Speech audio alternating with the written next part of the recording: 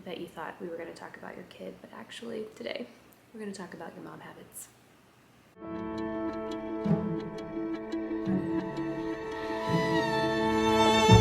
Hey, welcome back to the Commonplace. I'm Autumn, the host of the podcast and also here on the videos.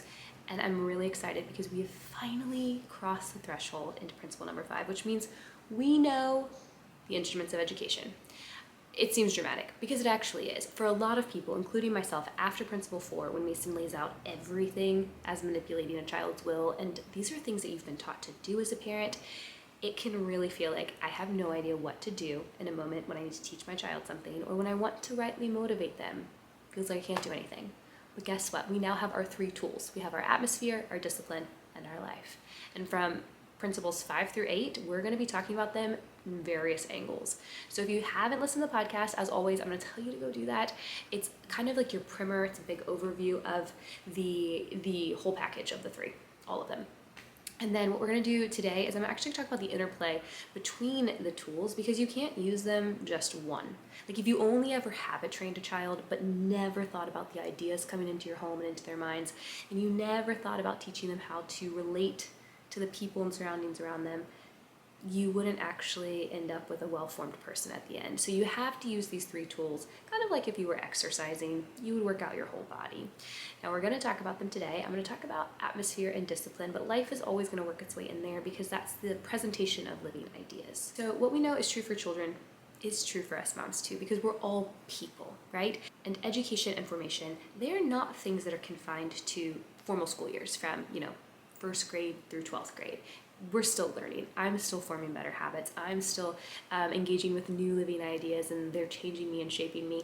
And so when we think about our homes, particularly our home atmosphere, we must recognize that it is an unconscious sort of thing that we cannot force.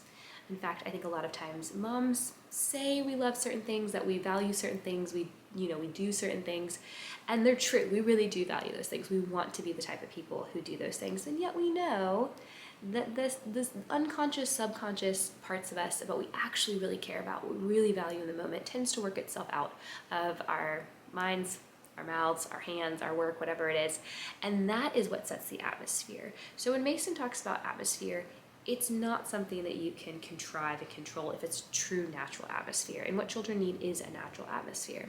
So when you think about a child's atmosphere, what's going on in the home, I want you to realize that what makes up that atmosphere are your mom habits, the tool of discipline.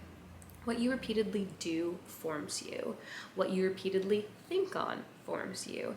And so what we want to do when we want to get a handle on the atmosphere is actually zoom back a bit and think about, what are my habits? How can I change them? Now, over in Patreon, if you don't know, I have one. It's a lot of fun in there. You should come over. I'm going to put a link down below, but we are starting to get into some new resources. Last week, I shared our daily timetable along with an audio episode, kind of like a podcast, that walked through the philosophical reasons why our timetable, which is Mason's word for a schedule, if you don't know that, why we do things the way we do, why we alternate between rest and work, play, occupations, why I give my children purposeful work, how I train them in that, and then how the whole day serves to give me different pegs so that I can check in with some of these mom habits, because I want to build a life-giving, loving, joyful atmosphere for my kids. And so that's over there in Patreon. If you'd like to go, you can join at any point and you'd find those resources. But I'm also going to be working on a resource specifically for understanding your habits, like uncovering the ones that moms already have, thinking through what are realistically some new habits you can put in place, and then how you can implement them to make them stick. So again, the link will be down below. Feel free to come over at any point, hop in for the month, and then leave, just see what's in there. But I have a lot of resources coming out for this stuff because I think it's really important. Okay, so habits. Mom, kid, doesn't matter. Everyone forms habits. We are just creatures of habit by design, and we can do them either intentionally or unintentionally, which is of course the dangerous part of habits. So today I'm going to talk through 3 types of mom habits. This is not all that could be said about your habits. These are not all the tips that could be given, but I think it's a good starting place that will definitely serve as a jump off point, especially with a good friend that you can talk to about this, or even your husband. I find that my husband has a very good pulse on my habits and how they're working themselves out in our family, and the things he hears, the things he sees, and he's just a gift to be able to ask. So I also think maybe you should ask your husbands. But we have, I have 3 categories, right? So we have thought habits, body habits, and heart habits. I feel like I could have come up with better names for them, but that's pretty much what they are. Okay, so in my first season, I did a couple of episodes, kind of like a mini series almost on habits. And I pulled in one of my episodes, it's called Habit Your Repeated Beingness, from a book called Atomic Habits, which I will link below, by James Clear. It is fantastic. If you want to read about the neuroscience behind habits, the philosophy behind habits, how you actually can implement them based on an embodied identity, it's very interesting and I highly recommend the book. But what he talks about is that you cannot repeatedly do or have a habit with anything that does not match up with who you believe you are. So your habits are your embodied identity. If you believe that you are an unhealthy, slothful person, it will be very hard for you to start motivating yourself to get to the gym, to work out, to eat better, whatever it is. But rather than setting goals where like, hey, I want to eat broccoli every day, which is hard to maintain because it actually doesn't change anything about you. You have to shift who you are in your identity. I am a person who cares for my body. Maybe you believe because God gave you this body, you're supposed to steward it well. You want to be able to serve those around you, and you start building out your identity so that you see that you actually have a base to do the habit you want to do. Now that kind of loops into the first thought habit category because your thought life is basically one big story you are telling yourself.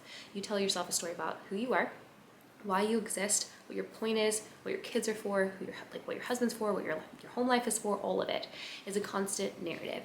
And we want to make sure that the story we are telling ourselves is actually true. So Mason and many writers in the PNEU articles frequently touch on this point about how you talk and think about your kids. They don't talk about it as like gentle parenting as this might sound in modern America right now, but they do say that they do imply that the story you tell yourself about your kids, are they always difficult? Are they always in the way? Do they always keep you from doing what you really want to do? That sort of thing actually shapes them how you view them and how you love them. And that sort of love and view is what comes out quietly in our atmosphere. So the first check is to think about the story you're telling yourself. What is it that you envision as the good life? What does a flourishing life look like? And is that a story worth telling yourself? Because you can have a big vision like, I exist to glorify God, I want to raise people who are well-formed, who love Him, who love neighbor. Or in the moment, you can have a picture of the good life is that everyone would be quiet, they would leave me alone so I could just cook dinner quickly, and they would clean up the living room too. That would be the good life. And of course, if that's not happening, there's going to be some sort of internal struggle that's going to feed into your atmosphere, whether that be frustration, disappointment, a certain combativeness, and we don't want those things in our atmosphere. So it's really tempting to give into a wrong narrative. Now, of course, we don't want to lie to ourselves. I'm not advocating that you just brush any difficulty under the rug and you don't talk about how today's been hard or you're struggling with a kid through a habit, but instead I'm saying to turn your mind towards goodness. Take your thoughts captive and decide if it's a true story. I have a couple practical tips.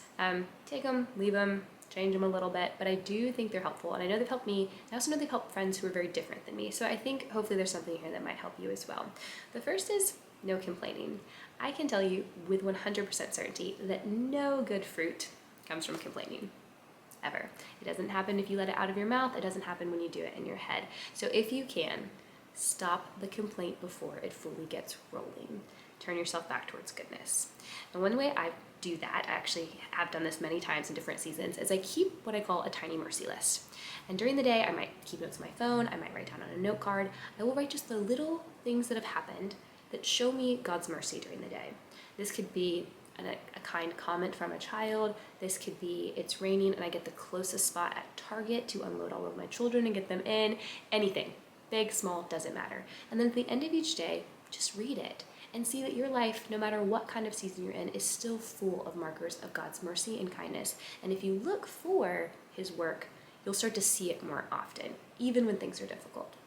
It also helps not complain because you start fostering gratitude and thankfulness.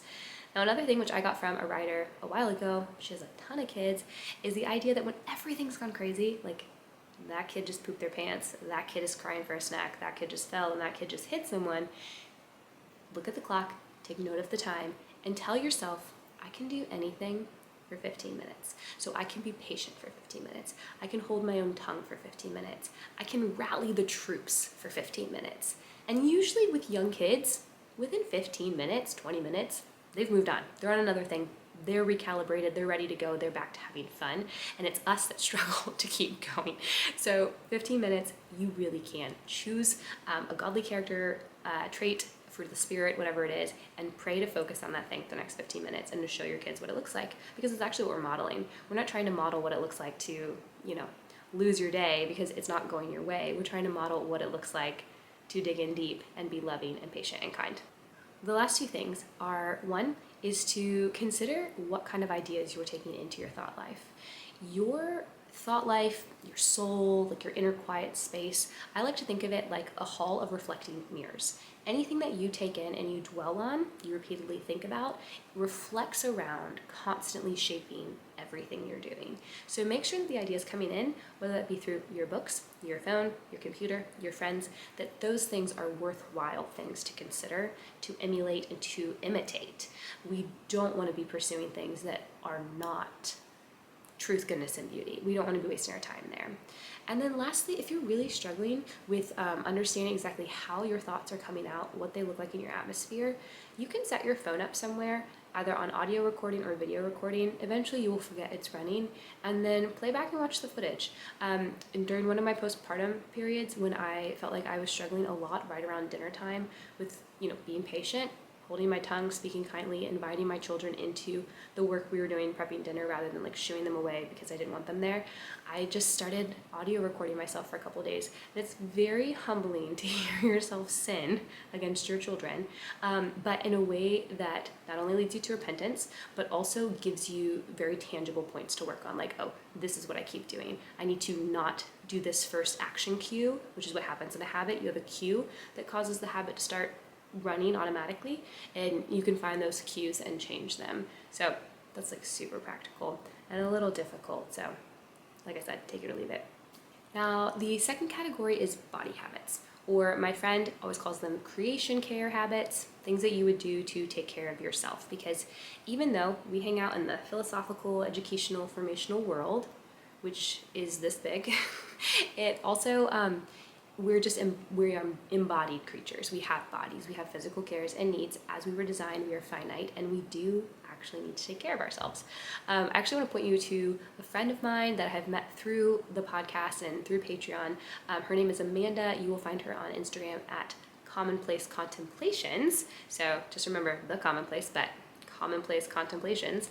And she has been covering Mason's book, Ourselves. And recently she's been sharing these lovely quotes and ideas about hunger, thirst, taste, when you should eat, how you should think about food that Mason writes about. And there have been some very helpful tidbits that I've kind of tucked away, particularly for this conversation. And one of those is that when you think about bodily habits, there's a right time and a right amount, and even like a right way to think about these things and act on them. So I'm gonna throw out some ideas, but know that when it comes to body, everyone is different. Their needs and capacities are different, but we do have general categories which we all are kind of tethered to by design as people. So the first one is sleep. Now, if you are beyond the like newborn type of first year where sleep is kind of elusive and you're not sure what you're gonna get, if you're at that point where you know you can generally depend on a chunk of hours, the temptation rises to skirt out on sleep. Maybe you want to stay up and read a book. Maybe you want to work on a project. Maybe you want to go out with friends. Maybe you want any of these things are totally fine, and they feed us, I think, in other ways. But Mason, as we learned in our last video, when she talks about not despising a child, she includes not giving your children or family your best. And a lot of times moms do that by just coming to the morning really tired. Now, of course, there are seasons where you can't help that, right? Like, it's not your fault that you've been up all night with a child. But when you can, you do need to choose to sleep. Now, when it comes to your diet and nutrition, it's really important that you take care of your body. People can eat a lot of different ways. I'm not telling you exactly what way to eat.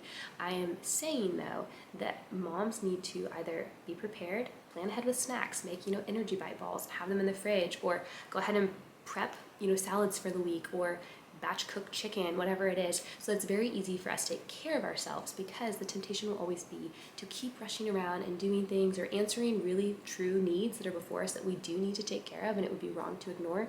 But then before you know it, you looked at the clock and 2 hours have passed by and you've completely missed lunch after only having coffee for breakfast. And guess what? You will start to just go downhill. We need food. And that's a point that comes up in a lovely PNEU article, where you're reminded that the mother is the queen of the house, who is the servant of all. And it is easy to go into martyr syndrome, where you think, I don't need to take care of myself. I don't need to eat well. It's fine if I don't sleep, because I am just serving everyone. But if you don't pause in the day, whether to sit down for a little bit, to grab a meal, you're not going to make it through the entire day at your best, right? You might just push through the day, but you might be crabby, you might have a headache, you might be falling asleep, and it's all because you didn't take the little bit of time to take care of yourself that would have prolonged how well you were able to handle the day. And of course, last thing then is exercise. It does not have to be an extra thing that you feel like you have to add on to your very long list. This is something you can do with your kids. I love that Mason, when she talks about kids being outside for 5 or 6 hours, it is not send your kids outside, push them away, tell them to go play by themselves. The mom is supposed to go with them. She's supposed to be exploring.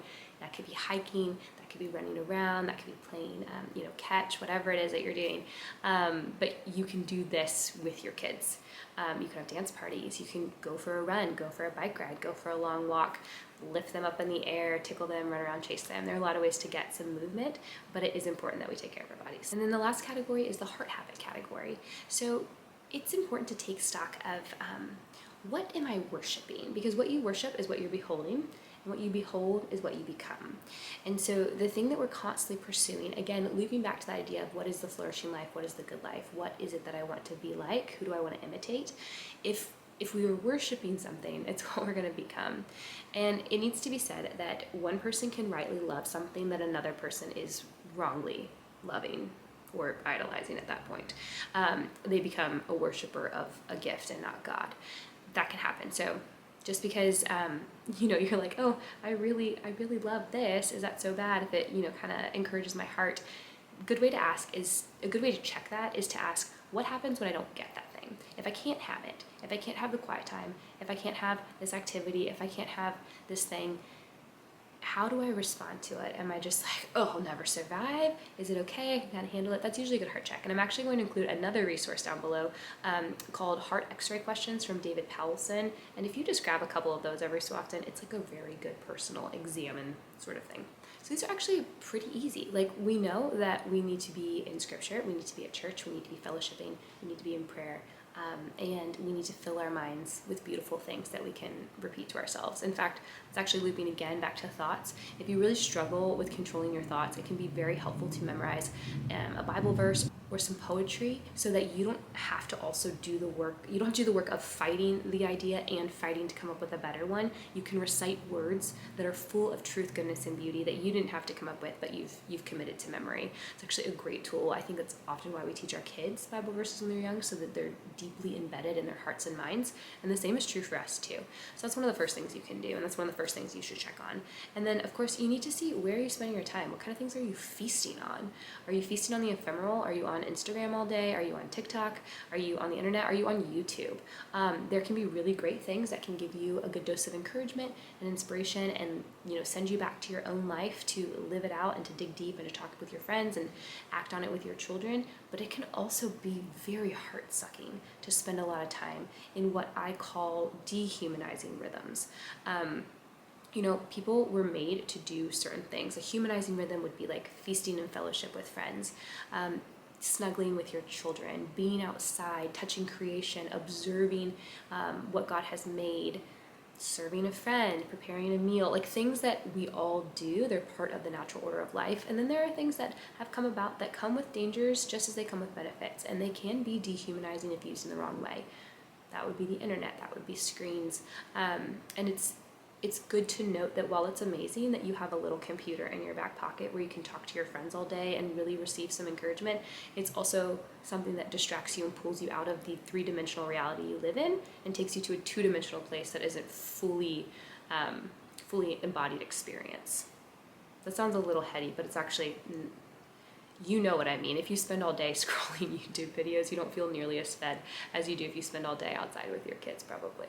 Another thing I want to say about this is that I don't want anyone to have the idea that this has to be super classical or super impressive. Like you need to be listening to Bach while like smelling a glass of wine and reading Aquinas. That's not what I'm talking about. There are commonplace, good, ordinary things that fill our hearts, turn them towards goodness, and leave us in awe of how kind God would be.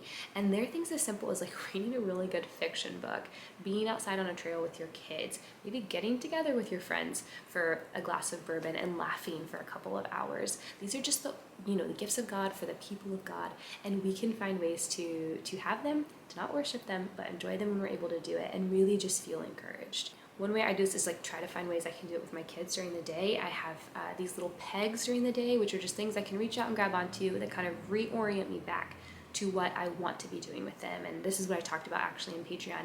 So one thing is my kids and I, we all love the Chronicles of Narnia. I am an adult reader of Narnia. I did not know about it when I was a kid.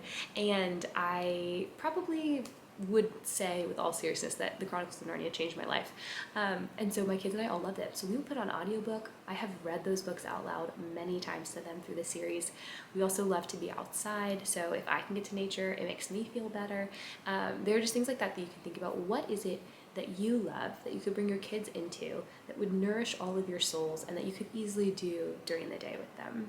And those are just easy habits to reconsider, because those are the things that you do every day. They come out of you whether you want them to or not, and they build the entire atmosphere around your kids.